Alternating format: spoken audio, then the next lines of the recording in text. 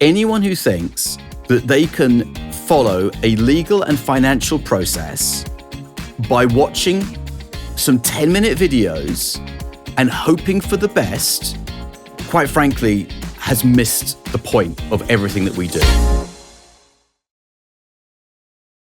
So, Jonathan, buying a business acquisition, it seems to be an increasingly it's the popular. New rock and roll. It's the new rock and roll. It's the new property development. Yeah, lots of people are teaching it. Yes, they are. What makes you different?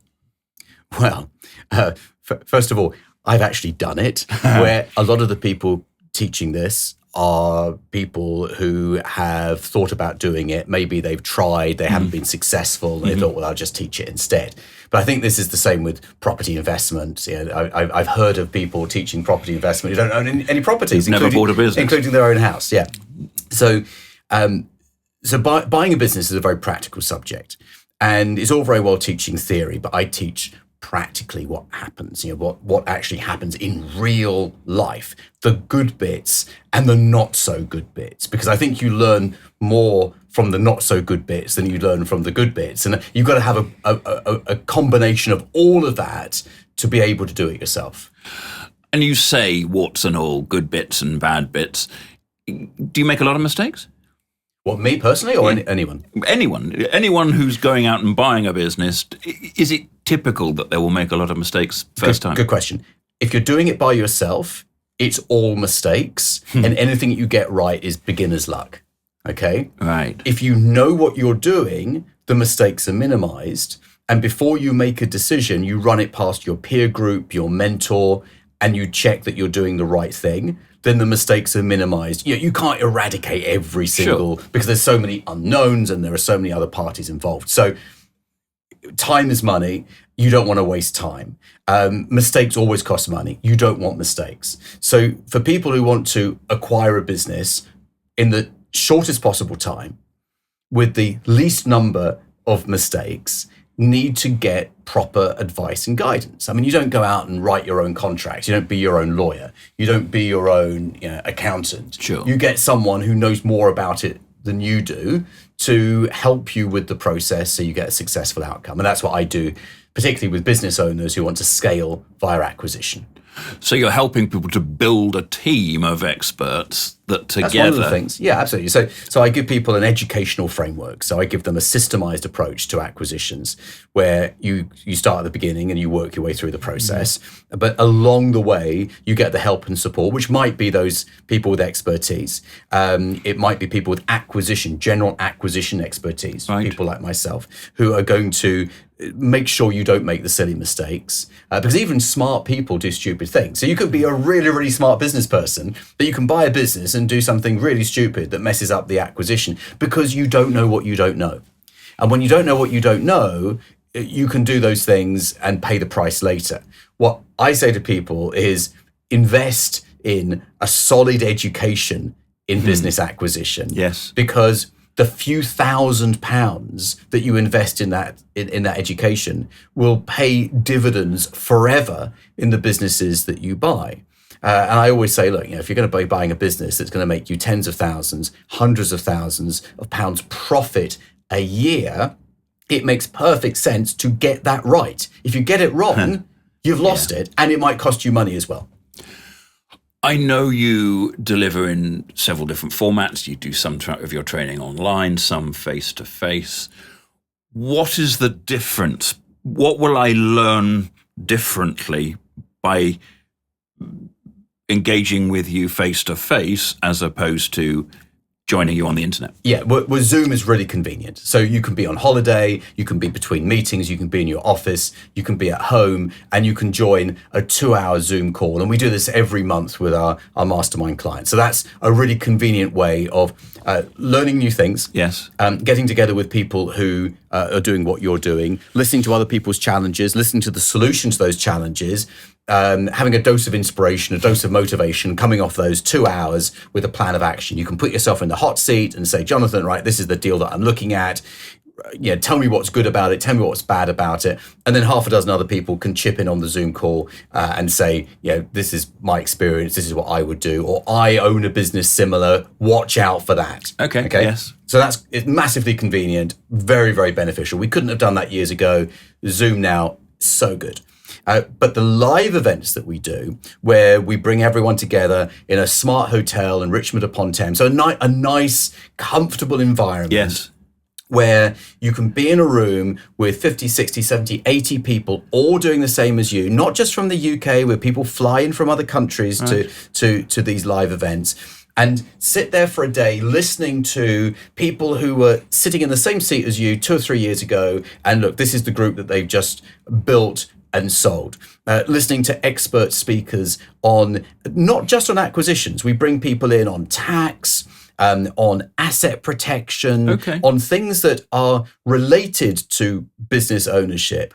And then also socializing with people who are doing what you're doing. And that social element, really hard to put a value on that, but it's hugely valuable, because when you can have lunch with someone this side of you who is buying a business that's so different to yours, but they just told you something that they're doing in their deal that you think, oh my goodness, I can do that in my deal. And someone over this side who's already bought a business, who says, look, the thing you really need to look out for is this. And by the end of that 1 hour lunch break, you've got your mind spinning with ideas. And then many of us go out for dinner afterwards. And again, in that sociable environment, you pick up so many golden nuggets. Yeah. So you combine the benefits of the workshop, being in that live seminar room, with all the social aspects. You put the two together, it's a winning combination.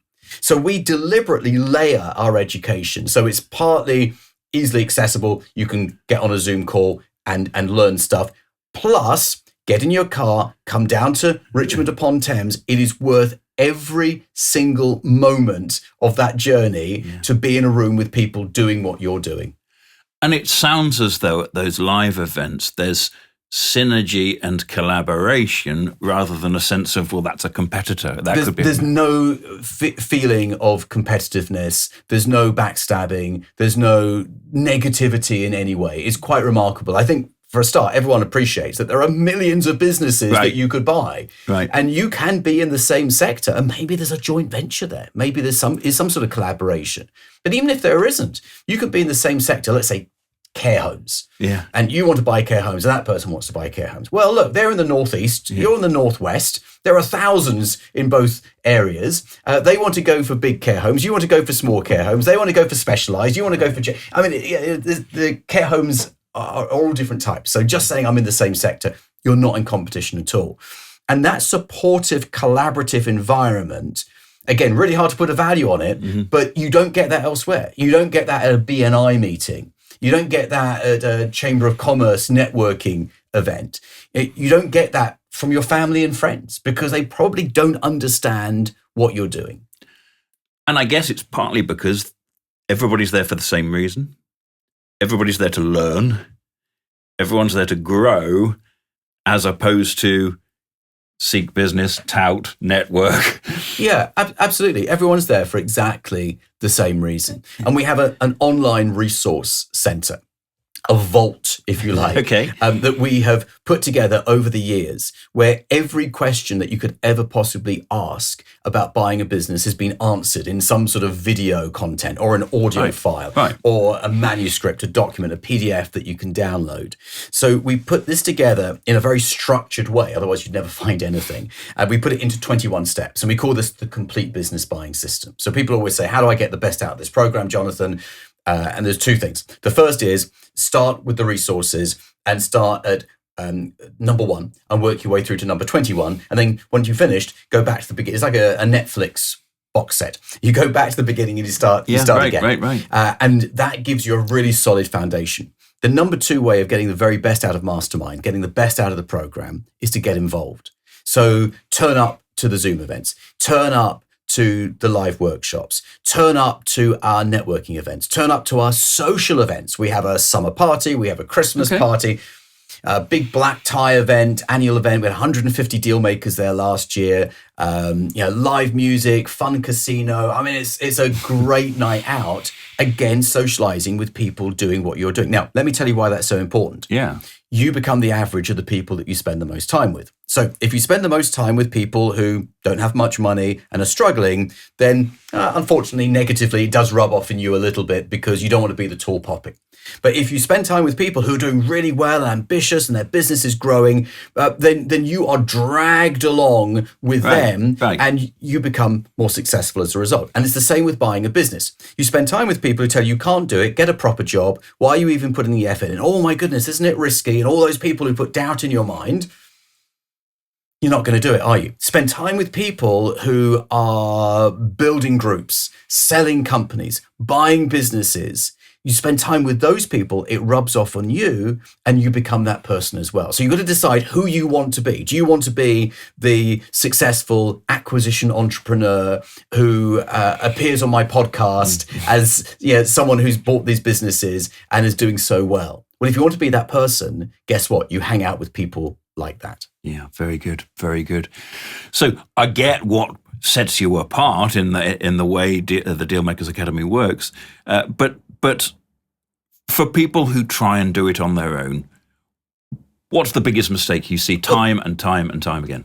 I think it's absolutely ludicrous that anyone should try and do this by themselves. Right. I mean, I tried to fix my washing machine by watching a YouTube video. Yes. And I realized that I had to open up this little compartment at the bottom, take out the hose, unplug it, and put a jug underneath and drain the washing machine. And I understood that. Intellectually, I understood it. But trying to do it, I still flooded the bathroom, okay?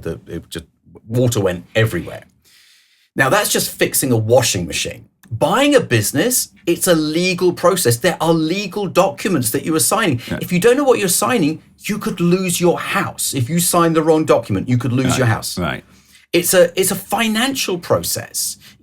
This is not a make it up as you go along. This is signing loan documents and maybe guarantees and all of these things. Yeah, right. You've got to know what you're doing.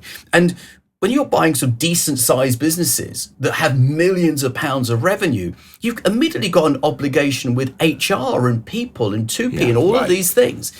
You can't just watch some videos. I mean, I make lots of videos.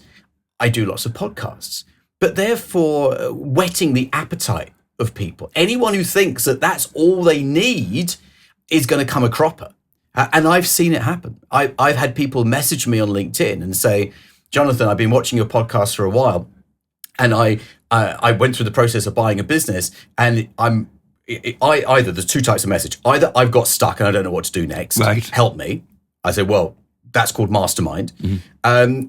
Or I bought the business. It's all going horribly wrong because I signed a terrible agreement. I didn't get the best price. I overpaid for it. What do I do now?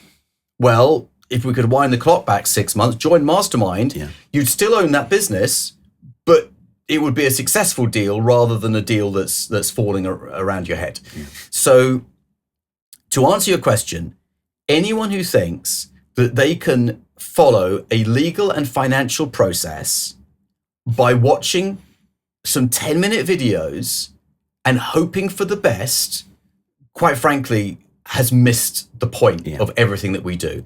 I produce these videos as a taster for what is to come. The serious people are on Mastermind. Every successful person that I interview on the podcast is from Mastermind. Yeah. It's not someone who said, Jonathan, I bought a business because I watched a video, because those people don't exist. Okay, so now looking at your Mastermind students, what are the misapprehensions, if you like? What are the things that people join Mastermind and think is the right way to do something that you balk at, if you like? Okay, so before they join Mastermind, what most people think, to buy a business, you go and borrow some money from the bank, use your house as security, you give the money to the owner of the business, they give you the keys, you've done the deal. A bit like a house purchase. Just like that, because that is the house purchase is the closest comparison that people have in their minds. Right.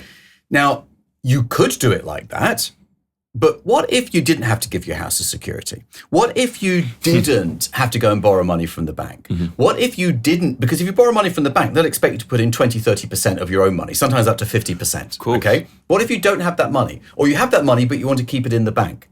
So when I explain to people, you can buy the business by keeping your savings in the bank without using your house as collateral, the light bulb goes on. I tell you something that happened to me just a couple of days ago. Saturday night, I'm putting my 8.5-year-old daughter to bed, okay?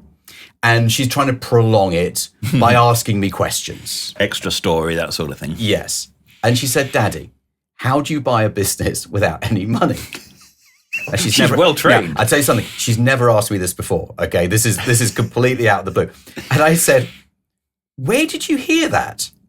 And she said, you showed me the video about Australia, because I had this plan to go to Australia and do an event in Australia, and I made a video about it, and I'd shown her the video, and she'd listened, she'd picked it up.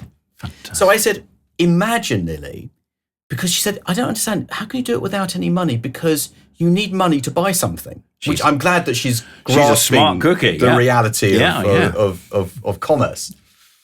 So I said, imagine you want to buy a toy.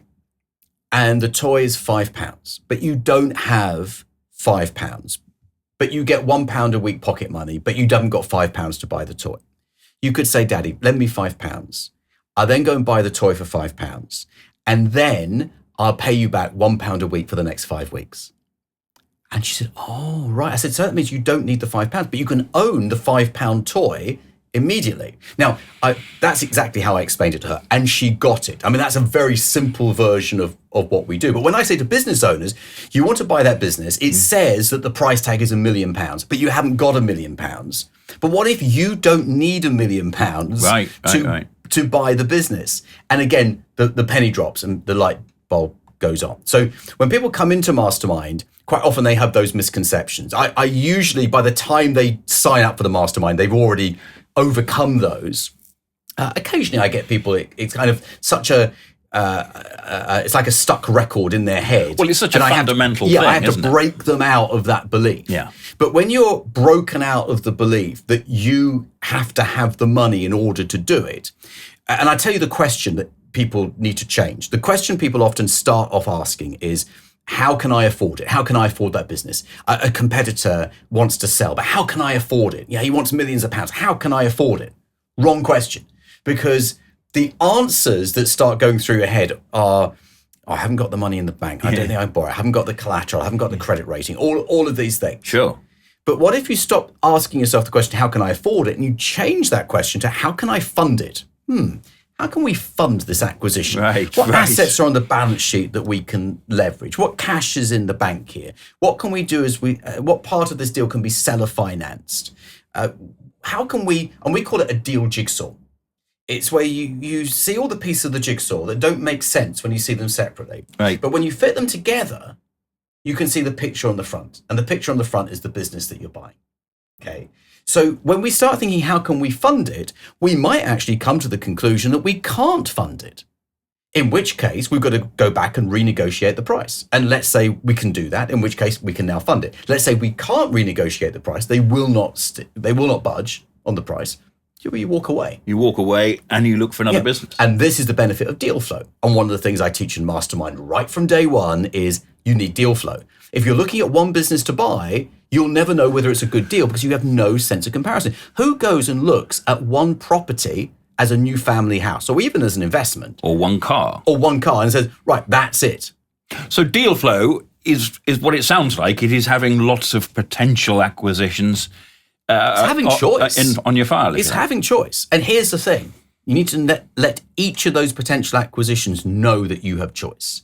If they think that they are the only business that you're looking at, their expectations go up, supply and demand. But if you are the only buyer, but there are lots of sellers out there, supply and demand works in your favor.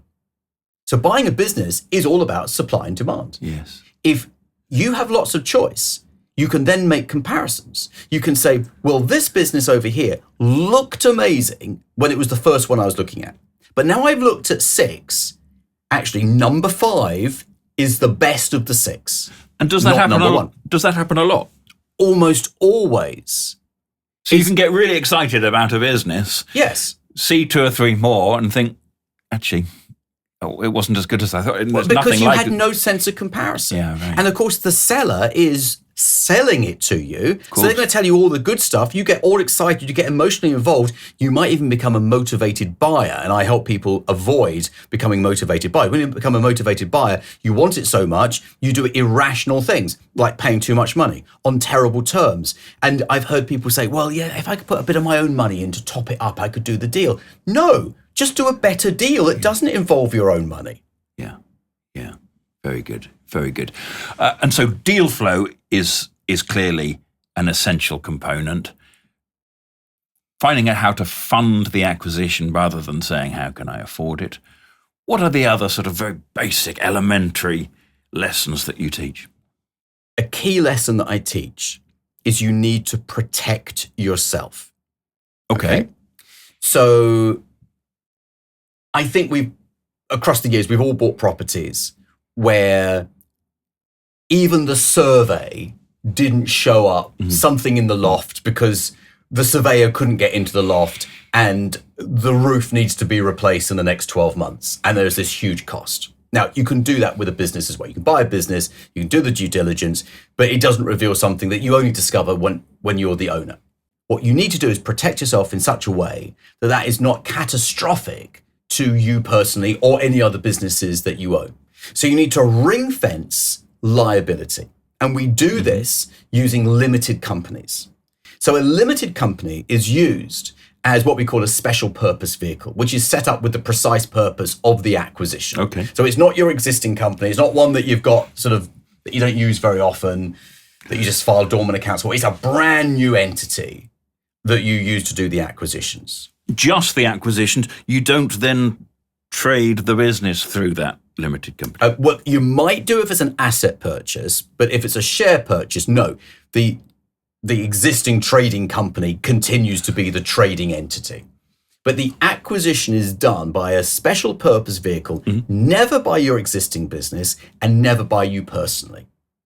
So what I do with my clients is I help them become so protected that their confidence grows and they know that, look, if you buy enough businesses, one of them is going to be a duff one. Yeah, right. Okay. I've done this a lot and there've been a few duff ones along the way because you can't win them all. You just can't. So you need to make sure that the duff ones don't ever impact anything else that you do. And remember, we're not using our own money. We're not signing personal guarantees. So we are ring fencing liability. And that is very, very appealing to a business owner who understands that there is always going to be risk in business. I mean, goodness me, who saw that a global pandemic was going to appear in 2020? Of course. No one thought that. It was just a bit of a cough and a cold at the beginning of 2020. And suddenly by March, April, we're all closed down and we're in our houses. Okay.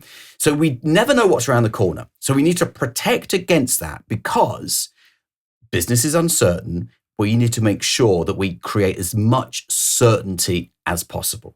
And by none of your own personal money, coupled with special purpose vehicles, you're making an acquisition as safe as you can. Yeah, so you don't put your own money in, you get the right corporate structure, 100%. I mean, there are other ways to do this, but they are the key ones.